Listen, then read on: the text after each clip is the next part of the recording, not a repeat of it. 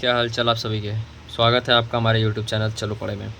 तो हमने जैसा कि आपको पता ही होगा, हमने चैलेंज लिया है डे 75 डे हार्ट चैलेंज का, 75 डे हार्ट चैलेंज का, जिसमें हम अपने कुछ टारगेट्स बनाए रखे हैं जिसको हम पूरा करेंगे। तो उनमें से पहले टारगेट का ये रहा हमारा पहला दिन, ठीक है, मतलब दूसरा दिन, जहाँ पे हमने ये टेबल्स तो लिख लिए हैं। अब आगे का बारी है क्यूब और स्क्वायर लिखने का, ठीक है, और उसके बाद परसेंटेज फ्रैक्शन लिखने का। फिर उसके बाद जो हमने आज परसेंटेज में पढ़ा है उसको बारे में चर्चा करेंगे, ठीक है। तो पहले हम स्क्वायर से स्टार्ट करते हैं, ठीक है। दो इसका स्क्वायर पता ही है आपको 4 है, 3 का स्क्वायर 9, 4 का स्क्वायर 16, 5 का स्क्वायर 25, 6 का स्क्वायर 36, इसी तरह लिखते चले जाएंगे हम पूरा। 7 का 49, 8 का 64, 9 का 81, 10 का 100, 11 का 121, 12 का 144, 13 का 169, 14 का 196, 15 का 225, 16 का स्क्वायर आपका 256, 17 का स्क्वायर 289, 18 का स्क्वायर 324, 19 का स्क्वायर 361, 20 का स्क्वायर 400, 21 का स्क्वायर हाँ ना 441, 22 का स्क्वायर 4, 8, 9 4 रहेगा ना, 4, 4, 8, 9 सॉरी 4, 8, 4 है यहाँ पे। 23 का स्क्वायर आपका हो जाएगा 529, 24 का स्क्वायर 576, 25 का 625, ठीक है। तो अभी तक हम 625 तक का ही स्क्वायर याद कर रहे हैं, ठीक है। अब फिर इसके बाद अब हम क्यूब लिखेंगे।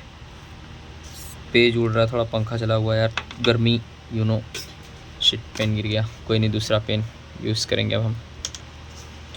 तो अब क्यूब लिखते हैं। तो 2 का क्यूब 8, 3 का क्यूब 27, 4 का क्यूब 64, 5 का क्यूब 125 है 125, 6 का क्यूब 200, 16, 7 का क्यूब 343, 8 का क्यूब 512, 9 का क्यूब 729, 10 का क्यूब 1000, 11 का क्यूब 1331, 12 का क्यूब क्या है 1797, 97, 1797 1728, 13 का क्यूब है, ऐसा है कि आपका 2197 है ना, 1728 है, सारा आपस में मिक्स हो जा रहा है। 14 का क्यूब 2744, 15 का क्यूब आपका हो जाएगा 3375, ठीक है। तो अभी हम इसको यहाँ तक ही याद कर रहे हैं। अब इसके बाद अब हम लिखेंगे परसेंटेज फ्रैक्शन, है ना। हालांकि हम इसके आगे भी याद कर सकते हैं। अब 16 का क्यूब आज से हम लिखेंगे, 16, 17 का, ठीक है। तो 16 का हो जाएगा आपका 40, 96, 17 का क्यूब 49, 13, ठीक है। ये आपका ये हो गया। आज से हम ये दोनों को बढ़ाएं अपने इसमें याद करने की लिस्ट में, ठीक है। अब नेक्स्ट है परसेंटेज वैल्यू लिखते हैं। तो 1 का 100%, 1/2 का 50, 1/3 का 33 सही, 1/3, 1/4 का 25%, 1/5 का 20% 1/6 का, 16 सही 2/3%, 1/7 का, 14 सही 2/7% है ना, 2/7%, 1/8 का, 12 सही 1/2%, 1/9 का, 11 सही 1/9, 1/10 का 10%। ठीक है, इसी तरह 1/11 का 1/11 का हो जाएगा 9 सही 1/11, 1/12 का हो जाएगा आपका 8 सही 1/3%, 1/13 का है, 7 सही 9/13, 1/14 का है, 7 सही 1/7, 1/15 का, 6 सही 2/3, 1/16 का, 6 सही 1/4, 1/17 का, 5 सही 15/17, 1/18 का, 5 सही 5/9, 1/19 का, 5 सही 5/19, 1/20 का 5%। ठीक है, और 1/21 22 का तो इम्पोर्टेंट नहीं है, 1/24 का इम्पोर्टेंट है 4%, 4 सही 1/6। ठीक है, 1/25 का होगा आपका 4%, 1/30 का हो जाएगा आपका 3 सही 1/3, 1/40 का हो जाएगा आपका 5/2 यानी 2.5%, 1/50 का हो जाएगा 2%। ठीक है, तो ये हो गया हमारा टारगेट यहाँ तक का, ये कंप्लीट। अब हम स्टार्ट करेंगे परसेंटेज। ठीक है, हाँ जी, तो अब हमने स्टार्ट करा है परसेंटेज का अगला पड़ाव। पहले कॉपी को फोल्ड कर लेते हैं, फिर आगे स्टार्ट करेंगे। तो कल हमने पढ़ा था कि परसेंटेज को किस किस तरीके से तोड़ते हैं और क्या क्या करते हैं। आज हम करने वाले हैं उसी तरीक़ों को, बेसिक परसेंटेज के बेसिक पे ही कुछ क्वेश्चंस को लगाएंगे। ठीक है, तो पहले हम स्टार्ट करते हैं कि कल हमने देखा था कि नंबर्स को भिन्न में बदला था कल हमने। आज हम भिन्न को नंबर में बदलेंगे, परसेंटेज में बदलेंगे। ठीक है, प्रतिशत में। जैसे कि भिन्न जो है, अगर हम उसको आज बदलेंगे प्रतिशत में। जैसे कि 7/3 है, तो इसको हमको परसेंटेज में बदलना है। ठीक है, तो इसको बदलने के लिए हम क्या करेंगे, कल इसी तरह हमें नंबर मिलता था। ठीक है, कल हमारे को अगर ऐसे नंबर मिल जाता था कि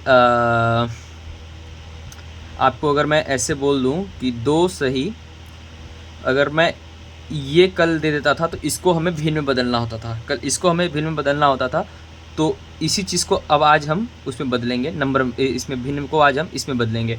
तो इसको बदलने के लिए हम इसे कैसे करेंगे, तो पहले ऊपर देखेंगे, ऊपर कितने बार ये कट रहा है, 2 बार कट रहा है यानी 2। अब रिमाइंडर कितना आया, 2 + 1/3। 1/3 का भिन्न क्या होता है, 33 सही 1/3। तो इसको अगर हम इस पे ऐड कर लेंगे, 2 का मतलब ये 200 होता है। ठीक है, अब हम इसको इसमें ऐड कर लेते हैं, तो ये हमारा आ जाता है, ये आ गया। ठीक है, यही चीज़ हमारा आंसर आ गया, है ना। यहाँ पे ये चीज़ को आंसर आ गया। कल हम इसी चीज़ को बदल रहे थे, इस चीज़ को कल हम इस तरीके से लिख रहे थे, इसको हम आज इस तरीके से लिखेंगे। ठीक है, तो इसी तरीके से आज मैं ज़्यादा नहीं 3-3 क्वेश्चन लेके चलूँगा, क्योंकि मुझे सारी चीज़ों को बताना है। तो इसलिए मैं हर टाइप में, जितने टाइप मैंने आज पढ़े उन सबके आज मैं 3-3 क्वेश्चन ही लेकर चलूँगा, स्टार्टिंग के, बीच के और लास्ट के। ठीक है, करके ले चलूँगा। और बाकी सब्जेक्ट्स को भी मुझे अभी एक्सप्लेन करना है, तो उन सबको बारे में भी बताऊँगा आपको। तो ज़्यादा समय नहीं लूँगा, क्योंकि वीडियो ज़्यादा से लंबी हो सकती है। तो एक ये हो गया। अब अगर मैं इसी तरीके से अगर मैं दूसरा क्वेश्चन ले लेता हूँ, ठीक है, अगर मैं दूसरा क्वेश्चन मान लीजिए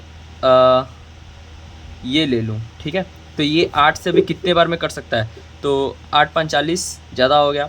लेकिन इसका मतलब 8 चौको 32, 4 बार में जाएगा। इसका मतलब 4 तो जाएगा, पर 32, अब 32 से आए तो 32 ये इसमें कम होगा तो कितना होगा, 7 और आएगा। तो यहाँ पे 400 + 7/8, ठीक है, 7/8 आ जाएगा। 7/8 यानी 1/8 का कितना, 1/8 का अगर हम देखें, 1/8 का तो 12, ठीक है, 1/8 का 12 हो जाता है। तो 7/8 का कितना होगा, तो 7/8 के लिए हमें करना पड़ेगा, आपको मल्टीप्लाई कर लेंगे 1/8 का। 1/8 का अगर 12 सही 1/2 है, तो 7 का कितना होगा, तो 12 × 5 = 60, 12 × 6 = 72, 12 × 7 = 84। तो 84 ये हो गया। और फिर उसके बाद से ऊपर इस पर भी 7 में आएगा, तो यहाँ से ये, यहाँ नीचे 2 है, तो ये अभी 3 बार में कटेगा, तो 3 प्लस इस पर और हो जाएगा, तो यानी ये 87 सही 1/2 होगा। ठीक है, 87 सही 1/2। तो इसका मतलब हो जाएगा यहाँ पे 400 प्लस 87 सही 1/2। तो इसको अगर हम ऐड ऑन कर लेंगे तो ये 487 सही 1/2, इसका ये आंसर हो जाएगा। ठीक है, फिर इसके बाद अगर मैं इससे बड़ा अगर इसका क्वेश्चन लेना चाहूँ थोड़ा सा, तो इससे बड़ा भी हम इसको ले सकते हैं एक अलग सबसे अनोखा टाइप में।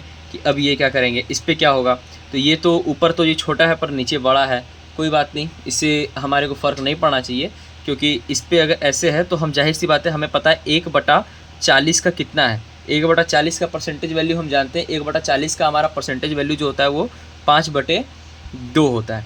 ठीक है, 5/2 होता है। यहाँ पे 9 दिया हुआ है, यहाँ पे अगर 9 दिया हुआ है तो 9 का कितना हो जाएगा, है ना। ऊपर 9 अगर दे दिया हो तो 9 का कितना होगा, तो 5 नियम 45। ठीक है, 45/2 तो ये होगा। ये बिल्कुल गलत आंसर है। ठीक है, ऐसे कभी नहीं होगा, इस तरीके से नहीं सोचेगा। हमने आपको पहले बता रखा कि हम यहाँ पे परसेंटेज निकाल रहे हैं। ये आप जो कहीं आपने मन में सोचा ये चीज़ एकदम गलत है। यहाँ पे आप ध्यान दीजिएगा कि ये चीज़ है, इसका 1/40 का हमेशा 5/2 होता है। ठीक है, तो यहाँ पे ये 9 का मल्टीपल है, हमें इसका परसेंटेज निकालना है। यानी कि हम इसको इस तरीके से लिखेंगे, सर जी 9 इंटू, ठीक है, 9 इंटू 1/40, हम इसको इस तरीके से लिखेंगे। ठीक है, तो अब हमारा अगर हम इसको देखें तो ये क्या इसका वैल्यू बनता है, इसको अगर हम ऐसे ब्रैकेट में लेकर के देखें तो इसका वैल्यू क्या बनेगा, तो हम इसको इस तरीके से लिख सकते हैं। ठीक है, परसेंट। ठीक है, इस तरीके से हम इसको लिख सकते हैं, है ना। 1/4 को हम 2 सही 1/2 लिख सकते हैं, है ना, क्योंकि 5/2 ही बनता है ये, तो हम इसको इस तरीके से लिख सकते हैं।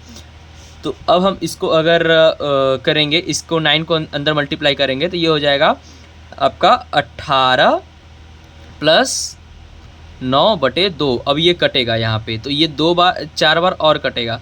ठीक है, 4 बार और कटेगा तो यहाँ पे ये 22 प्लस 1/2 हो जाएगा। ठीक है, यानी कि 22.5%।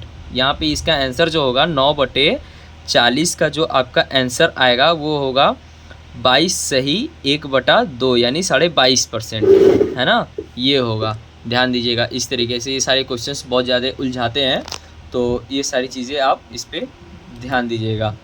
ठीक है, अब बात करेंगे आपसे अगले टाइप के बारे में। तो अगले टाइप में अब हम इसको परसेंटेज को मल्टीप्लाई करके निकालेंगे। ठीक है, जैसे कि हमारे को क्वेश्चन देता है इस तरीके से, परसेंटेज में क्वेश्चन दे देगा, है ना। 30% ऑफ 420, मतलब 30% का 420 कितना होगा। ठीक है ना, 420 का 30% कितना होगा, इस तरीके से निकालना होगा हमें। मतलब कि हमारे को इसका परसेंटेज निकालना है, इसका 30%। तो कैसे निकालेंगे, 30% की फ्रैक्शन वैल्यू जानते ही हैं हम, है ना। 30% की फ्रैक्शन वैल्यू नहीं जानते हैं, बस ऐसे रखेंगे और इसको ऐसे काटेंगे, बाकी इसका मल्टीप्लाई कर देंगे। 4 तिमा 12, ठीक है, 12 का ये हो गया, 2 तिमा 6, 36, 136 हो गया, ख़त्म बात। बस इतना ही इस पर करना है, और इस पर बहुत ज़्यादा कोई आपको मैराथन दौड़ना है नहीं। ठीक है, बाकी एक और इसका क्वेश्चन ले लेते हैं, ये एक हो गया। बाकी इस टाइप में दूसरा क्वेश्चन ले लेंगे। तो दूसरा क्वेश्चन अगर मैं यहीं पे आपको कई ठो ऐसे दे दूं तो क्या करेंगे आप, हो सकता है ये बहुत सारे आ जाएं इस तरीके से। ये परसेंटेज नहीं है, ध्यान दीजिएगा, ये यहाँ पे परसेंट नहीं है, बस ये परसेंटेज है। ठीक है, और यहाँ पे ये 400। अब क्या करेंगे, तो अभी ये भी तो ये ऐसे ही है। यहाँ पे अगर ये आप इसको ऐसे लिख सकते हैं ना, कि आप इसको सीधे से आप ऐसे लिख सकते हो कि 3 सही 1/25 का 4 होता है, 3 सही 3/4 हो जाएगा यहाँ पे। ठीक है, इंटू फिर 75 है, फिर इंटू फिर 400 है ना, 400। तो यहाँ से ईजिली हम 400 से इसको काट सकते हैं 100 टाइम्स कट गया।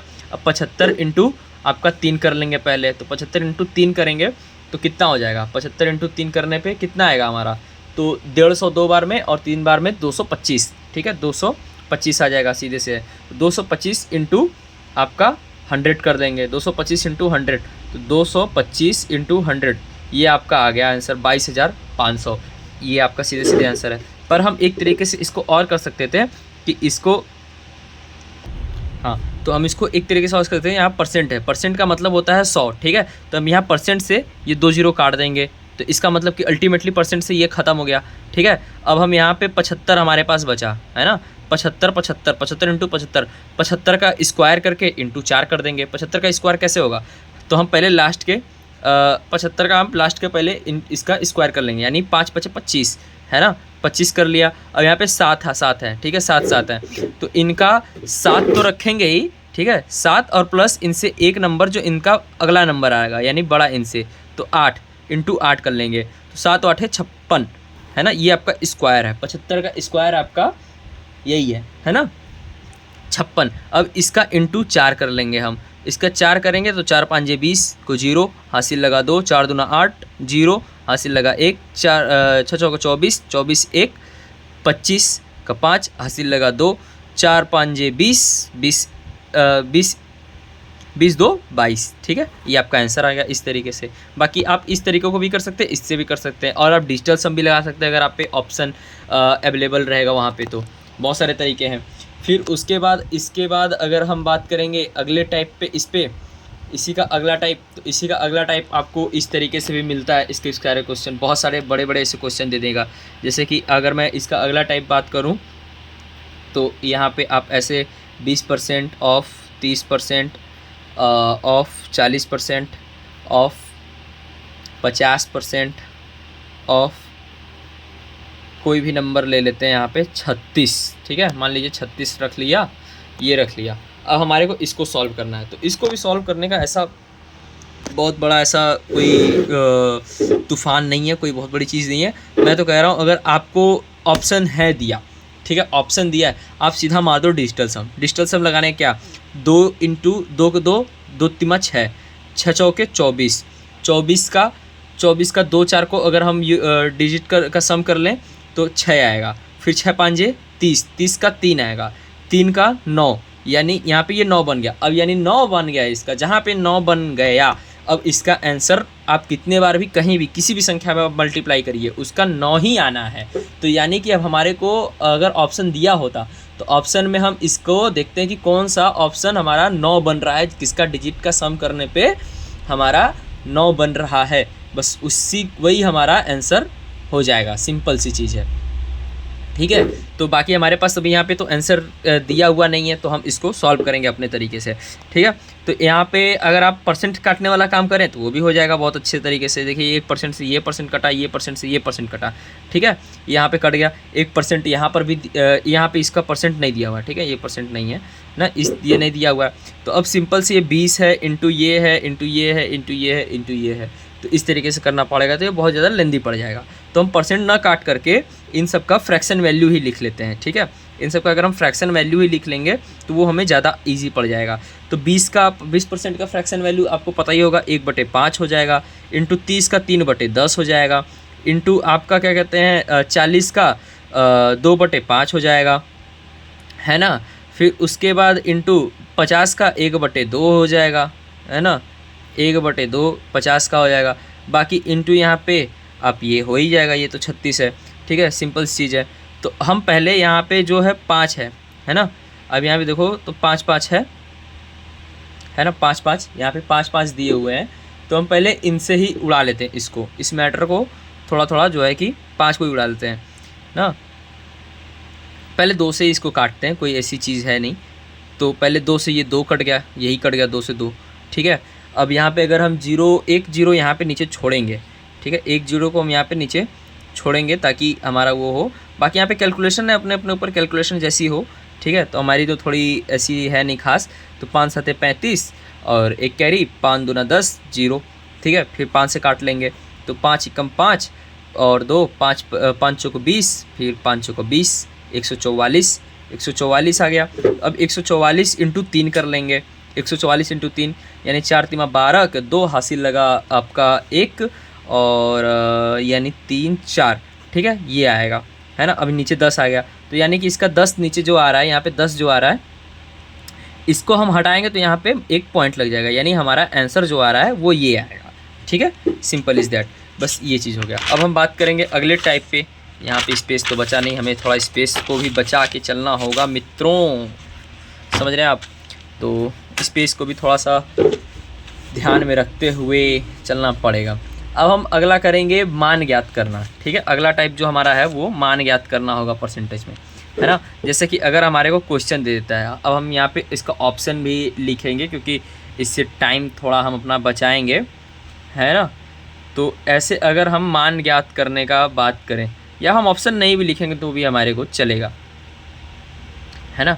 ये अगर हमारे को अब इसका मान ज्ञात करने का है, ठीक है, ये काम करना है हमको कि इसका मान क्या होगा हमें पता करना है। सिंपल सा है एकदम, बहुत ईजी है ये तो, बहुत ही ज़्यादा ईजी है। आप इसका भी वो कर लो, फ्रैक्शन वैल्यू लिख लो, ठीक है, 3/10 लिख लो, ठीक है। यहाँ से ऐसे इसको आप काट दो, 3/10 लिख लो इसको आप सीधा, ठीक है। अब यहाँ से परसेंट गायब, इसका ये चीज़ हो गया। 0 से 0 काट लो, फिर इसके बाद 5 से इसको काट लो, 70, सीधे बात। 5 से 70, 5 7 35, और उसके बाद से ये 0, 70, ठीक है, ख़त्म हो गया मैटर। और यहाँ पे 70 दूना 140 प्लस 25 तिमा 75, है ना, 75 आंसर आ गया भैया हमारा। ऐसा है कि ठीक है, हमारा आंसर आ गया कितना, 215। 215 कोई रोकेगा क्या, कोई नहीं रोकेगा, ठीक है। बस यहाँ पे इसी तरह करना है, समीकरण इस पे बैठाना है और कुछ नहीं, ठीक है। और अगर हम आगे बात करेंगे थोड़ा सा इसी टाइप में, अगला थोड़ा सा बड़े क्वेश्चन को लेकर के, है ना, इसी टाइप में थोड़े बड़े क्वेश्चन के लिए, तो हम अगला बात कर सकते हैं। एक क्वेश्चन मेरे पे आ रहा है स्क्रीन पे और ख्याल में कि ये क्वेश्चन क्यों ना लिख लिया जाए। हाँ ठीक है, ये क्वेश्चन अगर मैं लिख लेता हूँ, 28 तब होगा 25% of 100 is equal to what, है ना। हमारे को ये बताना है कि इज इक्वल टू में क्या होगा। देखिए यहाँ कि अगर हमारे पास यहाँ पे ऑप्शन होता तो हम इसको डिजिटल सम से ज़्यादा बेटर तरीके से कर पाते, पर अभी तो हमारे पास यहाँ पे ऑप्शन वगैरह है नहीं, तो अभी फ़िलहाल ऐसे ही करेंगे। तो खैर, तो इसका आपको फ्रैक्शन वैल्यू तो पता ही होगा, 1/12 का ही ये फ्रैक्शन है, तो यहाँ पे 1/12 सिंपल एज वेल एज लिख लेंगे, इंटू 17 28 लिख लेते हैं, ठीक है, प्लस 25% का भी फ्रैक्शन वैल्यू आपको पता ही होगा, 1/4। अब इसको भी यहाँ पे लिख लेंगे, ये काट देंगे, 25 बार में आएगा। अब 12 से भी इसको काट लेंगे तो 12 एकम 12 एक बार में जाएगा, फिर उसके बाद यहाँ पे 5 कैरी फॉरवर्ड हो जाएगा, तो 12 चौका 48 हो जाएगा। फिर यहाँ पे 4 आ जाएगा, फिर 12 चौका 48 हो जाएगा, यानी ये 144 प्लस 20 हो जाएगा। तो 144 प्लस 20 कितना हो जाएगा आपका, 144 प्लस 20, है ना, 144 प्लस 20, इसका आंसर कितना हो जाएगा आपका, 164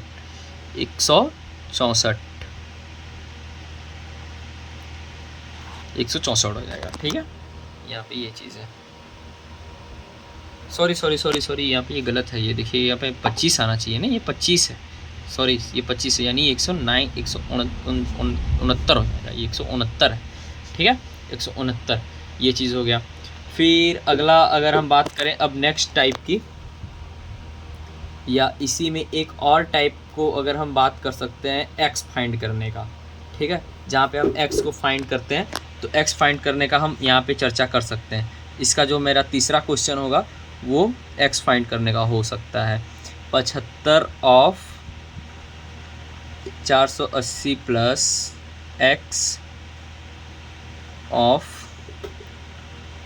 540 इज इक्वल टू 603। तो ये है हमारा क्वेश्चन, ठीक है। इसको आप थोड़ा सा ध्यान से देखिएगा, तो इस पे फोकस करेंगे हम, इसका क्या चीज़ हो सकता है। तो अगर हम यहाँ पे हमको x की वैल्यू फाइंड करनी है और उसके बाद इसको सॉल्व करना है, x का वैल्यू फाइंड करके हमारे को इसको सॉल्व करने का है। तो अब हम इसको कैसे क्या निकालेंगे, ठीक है। तो 75 की पहले हम यहाँ पे जो हमारे को आ रहा है पहले वो कर लेते हैं। यहाँ पे हम 75 का हम लिख सकते हैं 3/4 इंटू 480, ठीक है, प्लस x को x% लिखते हैं, कोई मतलब नहीं है हमारे को उससे, x को x% लिखेंगे। फिर उसके बाद हम यहाँ पे लिख सकते हैं, इसका ये है इंटू, यहाँ पे इंटू करके 540, सॉरी मैं बहुत ज़्यादा गलती कर रहा हूँ, नर्वसनेस है थोड़ा सा, ये लिख सकते हैं, ठीक है, सिंपल एज सिंपल, ठीक है, हम ये चीज़ लिख सकते हैं इसको, है ना। तो ये चीज़ है। अब यहाँ से अगर हम इसको काट लें तो 1 2 20, ठीक है, 1 2 20, और इसका ये आ जाएगा कितना, 3 में तो 12 के 12 में 12 36, 360, ठीक है, 360 आ जाएगा यहाँ पे। तो ये चीज़ यहाँ पे ऐसे है प्लस, फिर इसके बाद अगर मैं x के परसेंट को यहाँ पे लगा दूँ, इस पे लगा दूँ, तो ये तो कोई तो दिक्कत तो होगी नहीं, ठीक है। तो यहाँ पे अब x अकेले बच गया और इसके साथ जो है ये आपका ये यहाँ पे आ गया, परसेंटेज का यहाँ पे वैल्यू आ जाएगा। तो अगर ये 0 से 0 काट ले, फिर उसके बाद अगर मैं इसको काटूँगा ऐसे पूरा, तो इसका काट के जो परसेंटेज वैल्यू बनेगा हमारा वो हो जाएगा 27/5x, ठीक है। अब इक्वल टू इतना। अब मैं पूरे क्वेश्चन को फिर से एक बारी लिख लेता हूँ, ठीक है। पूरे क्वेश्चन को अगर मैं फिर से एक बारी लिखूँगा तो हमारा पूरा मामला ये बनेगा, 3x/5 इज इक्वल टू 27, ठीक है, 27 है ना। ये पूरा मामला बनेगा हमारा, ठीक है। पूरा इधर उधर से सब काट पीट के ये पूरा हमारा मामला बनेगा। अब अगर मैं 3 से इसको काट लूँ तो ये 9 बार में कटेगा, है ना। x इज इक्वल टू हमारा कितना आ जाएगा, 9 × 5 = 45, 45 आ जाएगा हमारा आंसर सीधे से। तो हमारा जो इसका आंसर आएगा वो 45 आ जाएगा। तो मैथ में तो फ़िलहाल मैंने अभी तक यहाँ तक ही पढ़ा है, ठीक है। और आगे भी एक टॉपिक पढ़ा है पर वो मुझे ज़्यादा अच्छे से क्लियर नहीं, तो मैं आपको अभी बताना नहीं चाहूँगा अच्छे से। मैं जब उसको भी अच्छे से क्लियर कर लूँगा तो फिर आगे बताऊँगा। बाकी अब चलते हैं नेक्स्ट चैप्टर पे या नेक्स्ट टॉपिक पे, जो कि हमारा होगा कंप्यूटर, ठीक है। तो कल हमने कंप्यूटर में बात करा था CPU तलक, ठीक है। तो आज हम उसके आगे बात करेंगे क्लासिफिकेशन ऑफ कंप्यूटर। कंप्यूटर कितने टाइप के होते हैं, ठीक है, कितने तरीके के कंप्यूटर होते हैं। तो यहाँ पे हम 2 तरीक़ों के बारे में बात करेंगे कंप्यूटर के। एक तो हो जाएगा आपका कार्य के आधार पर, ठीक है, और आपका दूसरा हो जाता है, ठीक है, दूसरा आपका हो जाएगा आकार के आधार पर। अब ये दोनों चीज़ क्या है, सुनने में तो बड़ा ये ईजी सा लग रहा है कि ऐसा क्या है, ऐसा अनफॉर्मल सा लग रहा है, पर इसके बारे में बात करते हैं। कार्य के आधार पर एक जो होता है कि जो कि काम करता हो, जैसे कि जिस तरीके की काम है उसको हम उसको अलग श्रेणी में रख सकते हैं। जैसे कि कार्य के आधार पर जो होता है आप उसको समझ सकते हैं इस तरीके से, जैसे कि कंप्यूटर का काम है गणना करना, ठीक है, गणना करना। तो जो बहुत से ऐसे जो हैं चीज़ें जो कि काम करते हैं, पर अगर कार्य के आधार पर अगर मैं बात करूँ, कार्य के आधार पर कितने चीज़ आएंगे, कितने कंप्यूटर आएंगे, तो वो 3 आएंगे, ठीक है। एक तो आ जाएगा आपका एनालॉगी, है ना, एनालॉगी कंप्यूटर, आपको मैं इस सब के बारे में बताऊंगा, एनालॉगी। और दूसरा आ जाए आपका डिजिटल, दूसरा आपका डिजिटल आ जाएगा, और तीसरा आ जाएगा आपका हाइब्रिड, ठीक है। ये 3 आएंगे आपके, है ना। तो अब एनालॉगी क्या है, एनालॉगी एक ऐसा कंप्यूटर है जो कि मौसम वगैरह का आपको गणना बताता है, ठीक है, मौसम विभाग के बारे में कि मौसम कैसा है, ये सब चीज़ कैसा है, ये सब का एक आपका ग्राफ बना के बताएगा। इसमें और कुछ करता नहीं है, ये सिर्फ एक ग्राफ बनाता है ना, एक ग्राफ बनाता है जो कि इस फॉर्म में होता है ना, इस फॉर्म में एक ग्राफ बनाता है। ये इसका आप उपयोग हॉस्पिटल्स में देख सकते हो, और जो कि क्या कहते हैं पेट्रोल पंप वगैरह पे, ये सब सारी जगहों पे आप देख सकते हो, ये सब पे जहाँ पे इस तरीके के ग्राफ बनते हैं। हॉस्पिटल में आप देखे होगे वेंटिलेटर पे, ICU वगैरह में इस तरीके के ग्राफ वाले मशीन लगे होते हैं। वो सारे जितने भी मशीन होते हैं वो एनालॉगी कंप्यूटर होते हैं। अब बात करते हैं डिजिटल कंप्यूटर के बारे में। तो डिजिटल कंप्यूटर क्या होता है, ठीक है। डिजिटल कंप्यूटर, हमारा जो नॉर्मल कंप्यूटर होता है वही हमारा डिजिटल कंप्यूटर होता है। इसमें कोई ग्राफ नहीं बनता, इसमें एक बस कोड होता है 0-1 बाइनरी कोड, जो कि मैंने आपको बताया था लास्ट वीडियो में कि ये एक कंप्यूटर हमारा जो होता है वो बाइनरी कोड पे काम करता है, 0-1 के कोड पे, ठीक है।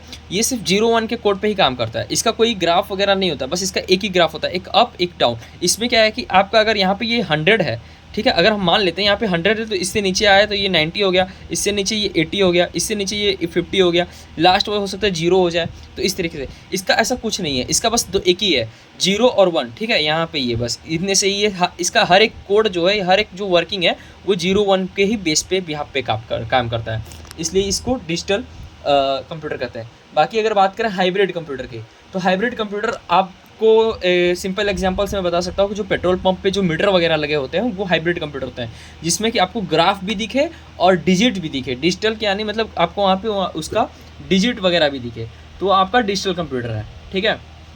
तो ये चीज़ है आपका हाइब्रिड और डिजिटल कंप्यूटर में। बाकी अगर बात करें टाइप ऑफ कंप्यूटर साइज, अब कंप्यूटर साइज़ के पे बात करें, आखिरकार आकार के आधार पे कैसे हम कंप्यूटर को क्लासिफ़ाई करते हैं, उसको बाँटेंगे।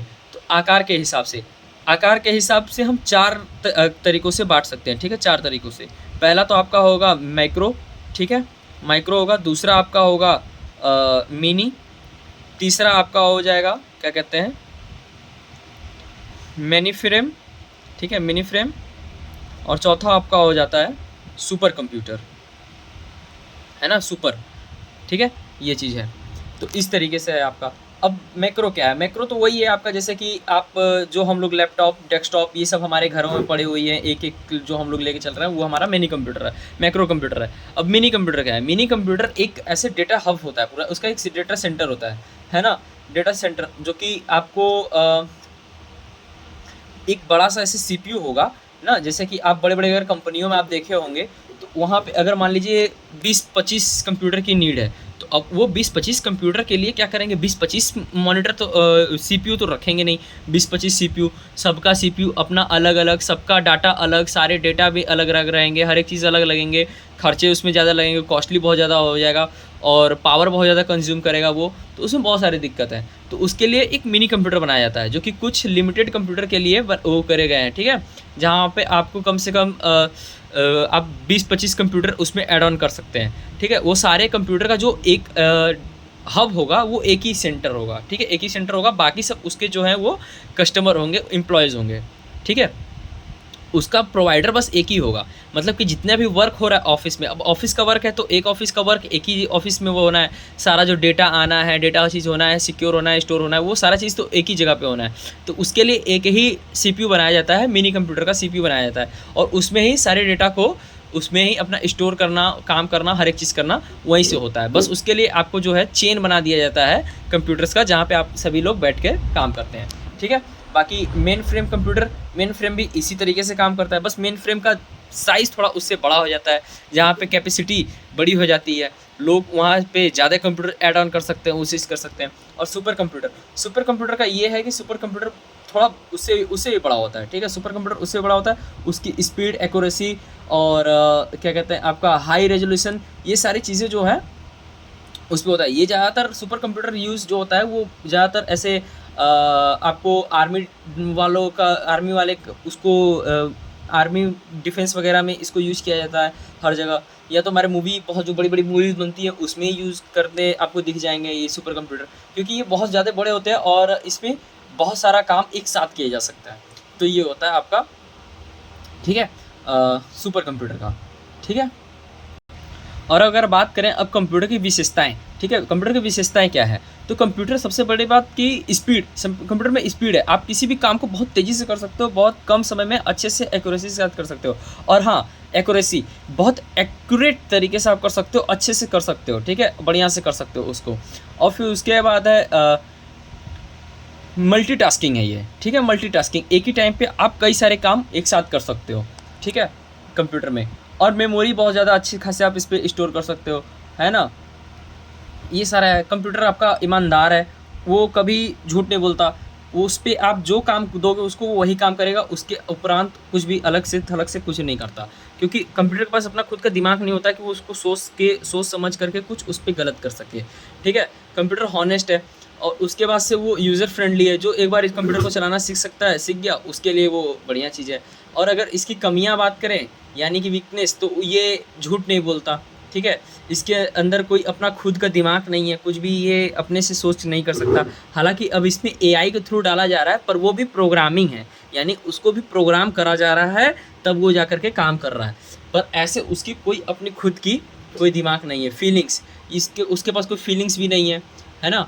तो ये भी है। बाकी अगर बात करें हिस्ट्री ऑफ कंप्यूटर की, तो कंप्यूटर तो हालाँकि अभी हम लोग कंप्यूटर के बारे में तकरीबन 50 साल से जान रहे हैं, पर ऐसा नहीं है कि कंप्यूटर अभी 50 साल पुराना ही है। कंप्यूटर 50 साल से भी पहले की चीज़ें हैं, उससे पहले हैं। कंप्यूटर का अर्थ क्या है? कंप्यूटर का मतलब है कंप्यूट से ही कंप्यूटर बना है, यानी कि कंप्यूटर का मतलब होता है कैलकुलेशन, गणना करना, ठीक है? तो जो भी चीज़ें हम कैलकुलेट करते हैं, वो सारी चीज़ें कंप्यूटर का ही हिस्सा है। या हम मौसम कैलकुलेट कर रहे हैं, या हम कोई ज़मीन या कुछ भी कैलकुलेट कर रहा है, कोई मैथ इक्वेशन कैलकुलेट कर रहा है, वो सारी चीज़। तो ऐसा तो है नहीं कि ये सारी चीज़ें अभी बस 50 साल से होना स्टार्ट हुई है, ये बहुत सारे टाइम से पहले इससे स्टार्ट है।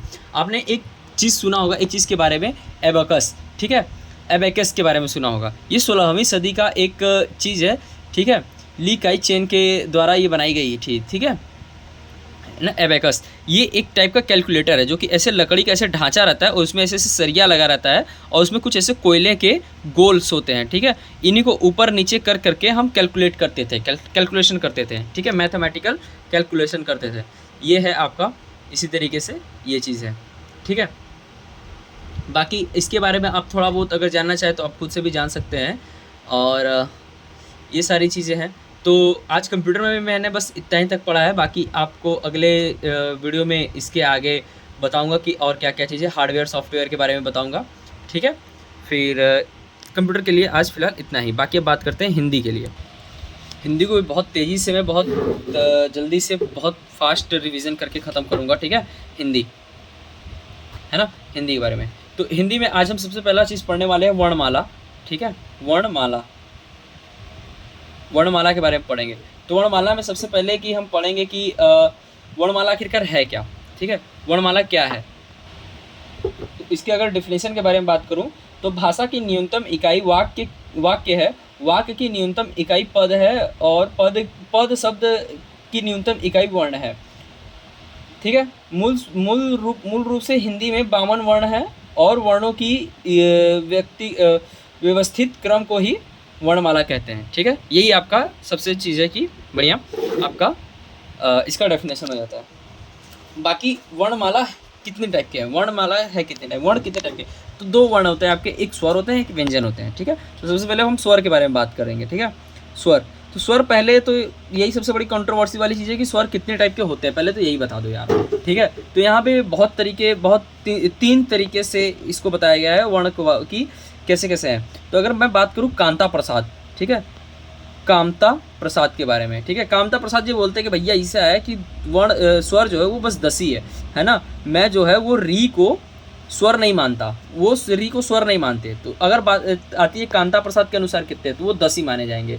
लेकिन अगर मान के हिंदी देशालय के द्वारा, ठीक है, हिंदी अगर देशालय के द्वारा अगर माना जाए तो हिंदी बोलता है कि 11 है, इसके साथ, है ना, इसको भी वो स्वर मानता है। तुम बात ध्यान रखिएगा, जब भी आपसे बस पूछा जाए कि स्वर कितने प्रकार का, तो आप हमेशा 11 पे टिक लगाएंगे, 11 ही आंसर सही होता है, ठीक है, हिंदी में, ठीक है, कि स्वर कितने माने जाते हैं। बाकी अगर बात करें जाए कि टोटल यानी परंपरागत कितने हैं, परंपरा के अनुसार कितने हैं, ठीक है, परंपरा के अनुसार, तो वो टोटल 13 हैं भैया। अंग अह, ठीक है, हम इनको नहीं भूल सकते, ये भी तो स्वर ही हैं, ये भी स्वर हैं, है ना, अंग अह ये भी तो स्वर हैं, तो ये हैं ऐसे। बाकी अगर आप बात कर लेते हैं कि उच्चारण स्थान के कैसे कैसे हैं, तो अगर अंग अह का बात करते हैं हम, अंग अह का, तो ये आपका हो जाता है अयोगवा, है ना, अयोगवा। फिर उसके बाद आता है आपका आ, ये आपका हो जाता है कंठ, ठीक है, आप बोल के देखोगे आपको कंठ से आवाज़ निकलेगी। फिर उसके बाद होगा ई और बड़ी ई, ये आपका हो जाएगा तालु, है ना।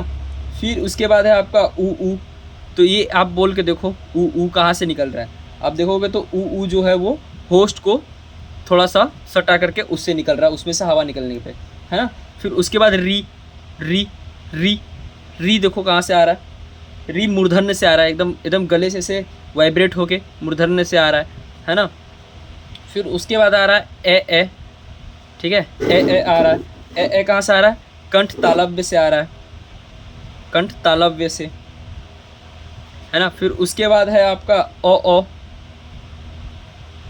ये आपका कंठोष्ठ से आ रहा है ना, ये चीज़ ऐसे है। फिर ये तो हो गया बात यहाँ पे इसका स्वर का। अब स्वर में भी, इसमें भी बात करते हैं कि स्वर जो है इसमें से कुछ लघु स्वर हैं और कुछ क्या कहते हैं आपका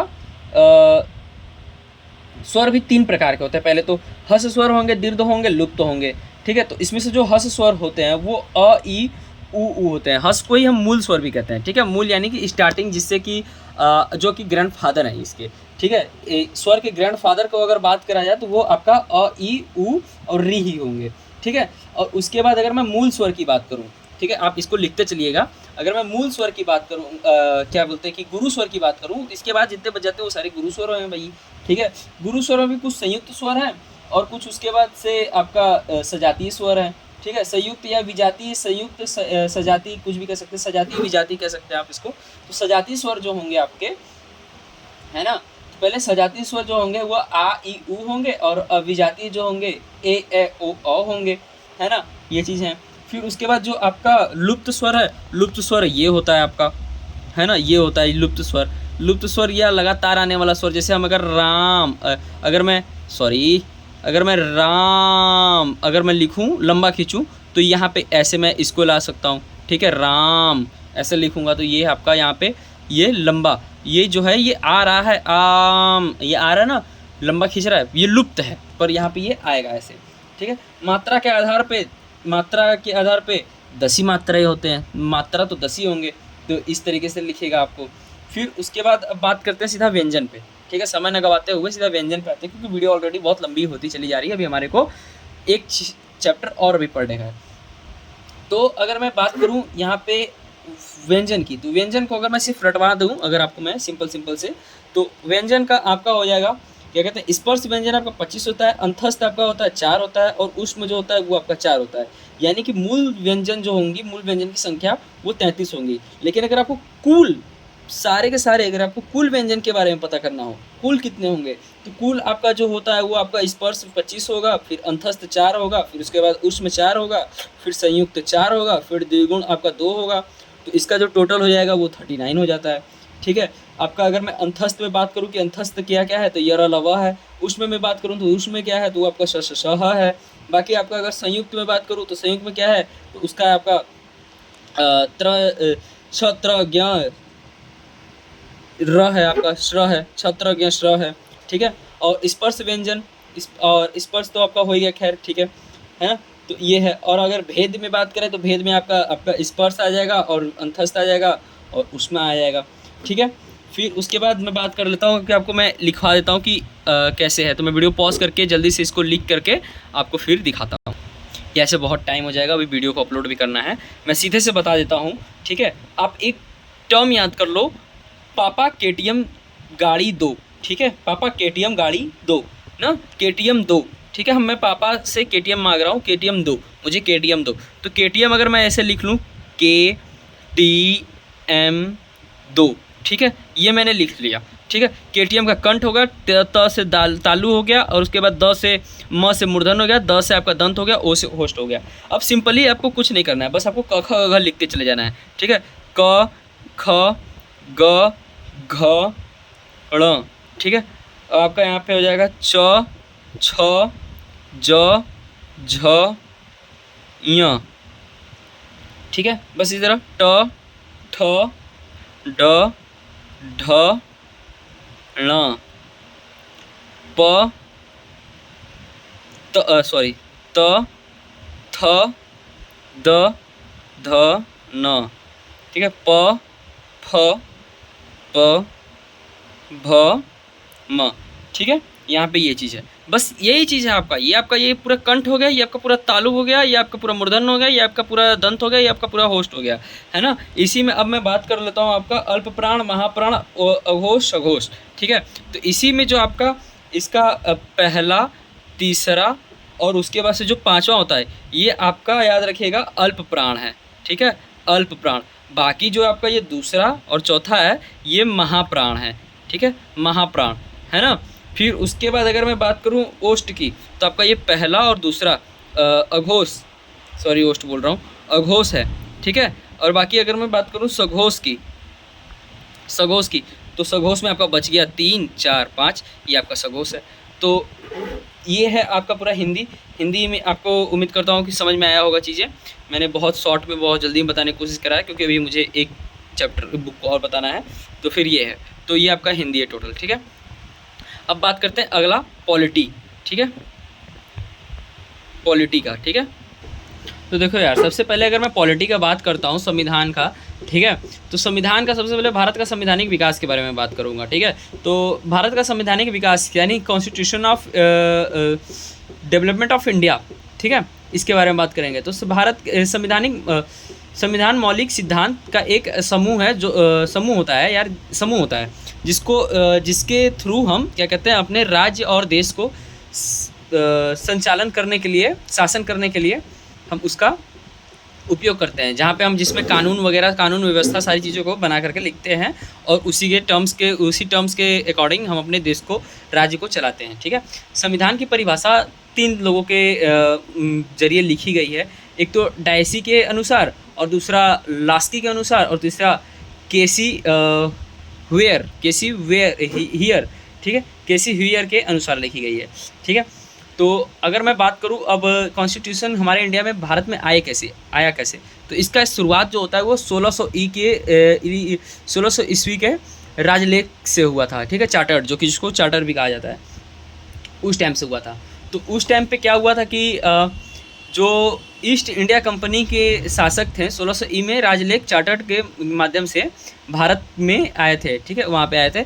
तो उनका पहला यहाँ पे आना और मकसद जो था वो था यहाँ पे व्यापार वगैरह करना, है ना। उनका जो पहला आगमन हुआ था वो जो था 31 दिसंबर 1600 को लागू किया गया था। इस राजलेख का माध्यम महारानी एलिजाबेथ प्रथम प्रमुख थी, और उन्होंने इसको 15 वर्ष तक के लिए निर्धारित किया था कि 15 वर्ष तक चलेगा। ठीक है। स्थापना समय का इसके जो पूंजी का कुल था, इसमें जो पूरा पूंजी लगा हुआ था वो 30,133 पाउंड लगी हुई थी, और इसमें जो कुल भागीदारी थे वो थे 217 लोग की भागीदारी थी, और इसकी कंपनी उद्देश्य जो था वो व्यापार का ही था। धीरे धीरे ये राजनीतिक भी हो गया। फिर जो हमारा पहला चार्टर्ड बना, मतलब जो चार्टर्ड का जो आया इसमें, तो वो आया 1726 का आया, है ना। 1726 का जो राजलेख लिखाया, जिसमें इस राजलेख में था कि कलकत्ता, बम्बई और मद्रास प्रेसिडेंसी के राज्यपालों व उनके प्रसिद्ध परिषद को कानून बनाने की शक्तियां प्रदान कर दी गई थी। ठीक है। तो इसके बाद उन्होंने यहाँ पे कुछ चार्टर्ड एक्ट कंपनियां इन्होंने स्टार्ट किया था, जो कि कुछ इस तरीके थी ना। अगर मैं संवैधानिक विकास की बात करूँ तो यहाँ पे ईस्ट इंडिया कंपनी पहले तो आ जाती है। ठीक है, ईस्ट इंडिया कंपनी। ठीक है, IIC लिखूँगा मैं इसको, और फिर दूसरा लिखूँगा ब्रिटिश क्राउन। ठीक है, क्राउन के अंतर्गत यहाँ पे ये 2 लिखूँगा, ऐसे मैं लिखूँगा। ठीक है। तो यहाँ पे रेगुलेटिंग, पहले तो यहाँ पे पहला आता है आपका 1773 से टोटल चला था ये 1858 तक। तो यहाँ पे पहला जो आता है वो आता है रेगुलेटिंग ना, रेगुलेटिंग एक्ट जो आता है आपका 1773 का आता है। फिर अगला आता है पिट्स इंडिया कंपनी आता है, पिट्स इंडिया। ठीक है, पिट्स इंडिया एक्ट आता है, वो कि आपका होता है 1784 तक होता है। फिर उसके बाद होता है चार्टर्ड आता है ना, चार्टर्ड एक्ट आता है, जो कि चलता है आपका पहला चार्टर्ड एक्ट आता है आपका 1793 में। फिर दूसरा आता है आपका क्या बोलते हैं, उसके अगले 20 साल बाद 1813 में। फिर उसका तीसरा भी चार्टर्ड आता है 20 साल बाद 1833 में। फिर अगला फिर आता है 20 साल बाद, क्या कहते हैं आपका चार्टर्ड, चौथा चार्टर्ड आएगा आपका 1853 में। ठीक है, 53 में। तो ये हो गया। फिर अगर मैं बात करूँ अब ब्रिटिश क्राउन के अंतर्गत जितने भी आपका चार्टर्ड वगैरह सारे अधिनियम आए हैं, तो उसका तो पहला आएगा भारत शासन अधिनियम, भारत शासन अधिनियम 1858 आया था 50-60। ठीक है। फिर उसके बाद अगला भारत परिषद आया था, सॉरी माफ़ करिएगा, अगला भारत परिषद आया था। तो भारत परिषद जो था, भारत परिषद अधिनियम, वो आया था आपका 1861। फिर अगला जो आया था भारत परिषद अधिनियम, फिर दूसरा आया था, ये पहला हो गया, ये आपका दूसरा आया था परिषद अधिनियम। ठीक है। तो ये आया था आपका 1892 में आया था, है ना। फिर उसके बाद वापस से तीसरा भारत परिषद अधिनियम आया था, तीसरा भारत परिषद अधिनियम, जो कि आपका आया था 1909 में। अगर मैं गलत होऊंगा तो मुझे प्लीज़ आप बताइएगा। फिर शायद आया था भारत शासन अधिनियम, वापस से आया था। ठीक है, भारत शासन अधिनियम आया था फिर से। तो भारत शासन अधिनियम जो आया था वो आया था 1919 में। ये बहुत गंभीर, सबसे डरावना, दर्दनाक अधिनियम था वो यही था। इसमें बहुत जुर्म हुए थे, बहुत जुर्म हुए थे भारत देश के भारतवासियों पे, ठीक है। इसी में बहुत सारे क्रांतिकारी भी निकल के आए थे जो कि अंग्रेज़ों से सीधा भिड़े थे, और इसके बाद असल पहल स्टार्ट हुई थी हमारे संविधान बनाने की, ठीक है। फिर अगला जो है भारतीय शासन अधिनियम आया था, फिर से भारत शासन अधिनियम आया था 1935 में। फिर इसके बाद जाके हमारा भारतीय स्वतंत्र, इसको अच्छे से लिखूंगा यार, स्वतंत्रता अधिनियम आया था, बताओ गाइस, 1947 में, ठीक है। तो आज के लिए बस इतना ही। आज तक मैंने बस इतना ही चीज़ पढ़ा है अभी तक, और इतने का मैंने आपको रिवीजन कराया। कुछ अगर एक आध दो पॉइंट छूट रहा होगा तो नहीं बता सकता। बाकी मैं डेली 50 क्वेश्चन रिवीजन करता हूँ, क्वेश्चन प्रैक्टिस करता हूँ रीजनिंग के भी, तो उसके तो मैं नहीं दिखा सकता आपको कि बस मैं अभी प्रैक्टिस करता हूँ उसके 50 क्वेश्चन, क्योंकि गाइडलाइंस के थ्रू उसको मैं नहीं दिखा सकता, वरना कॉपीराइट वगैरह आएगा। तो आज के लिए बस इतना ही। Thanks for watching. कल मिलते हैं आपसे अगले वीडियो में अगले दिन के चैलेंज के साथ। तब तक के लिए आप अपना ख्याल रखो, सब चीज़ अच्छे से करो, पढ़ाई करो, रिवीजन करो, और वीडियो में कैसे मैं और क्या चीज़ कर सकता हूँ मुझे कमेंट करके बताना। Thanks for watching. कल से मिलते हैं आपके साथ अगले वीडियो में। चलो पढ़ें।